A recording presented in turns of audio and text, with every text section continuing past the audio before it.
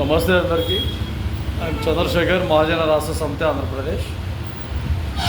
రాష్ట్ర సీఎం గారికి రెండు మాటలు.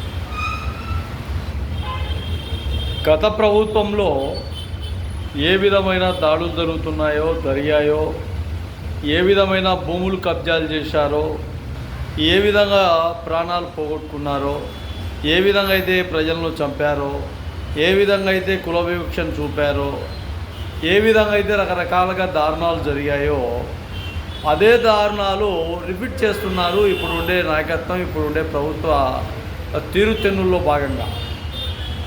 ఈ విషయాన్ని ఖచ్చితంగా రాష్ట్ర ప్రభుత్వము, గౌరవ నాయకులు, సీఎం గారు ఖచ్చితంగా పరిగణించాలి. ఈ విషయంలో ఖచ్చితంగా చొరవ తీసుకోవాలి. ఎక్కడైనా కానీ మీ పార్టీ నాయకులు కావచ్చు, మీ పార్టీ కార్యకర్తలు కావచ్చు, మీ పార్టీ సంఘీభావ వ్యక్తులు కావచ్చు, అభిమానులు కావచ్చు, ఎవరైనా కానీ మీ నాయకత్వానికి సంబంధించి అనుగుణంగా ఉండే విధంగా కార్యాచరణ మీకు తెలియకుండా రకరకాలుగా కార్యాచరణలు జరుగుతున్నాయి ఈ మధ్యకాలంలో. అవి మీ దగ్గర వరకు రావడం లేదు. చాలా వరకు మళ్ళీ కబ్జాలు స్టార్ట్ అయ్యాయి, చాలా వరకు మళ్ళీ దారుణాలు స్టార్ట్ అయ్యాయి, చాలా వరకు మళ్ళీ వివక్షలు స్టార్ట్ అయ్యాయి. కాబట్టి ఎన్ని విధాలుగా ఉన్నా గత ప్రభుత్వం చేసినారు కదా, మేము కూడా చేస్తామంటే పూర్తిగా అధినాయకత్వం అక్కడ నష్టపోదు, అధికార నాయకత్వం ఇక్కడ నష్టపోదు.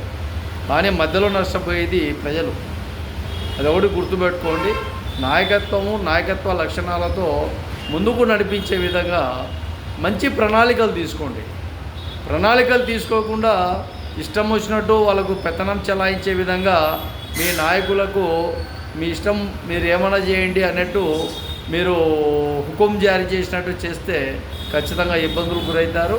కాబట్టి ఖచ్చితంగా మీ ప్రణాళికలు, మీ దృష్టి, ఖచ్చితంగా పాలన విధానాలు ఏ విధంగా చేస్తారన్న ఆలోచన విధానాలు మాత్రం ఖచ్చితంగా మర్చిపోకూడదని రాష్ట్ర మంత్రివర్యులు, ముఖ్యమంత్రి వర్యులు, అదేవిధంగా గౌరవనీయులు సీఎం గారికి ఈ విషయాలు తెలియజేస్తాం.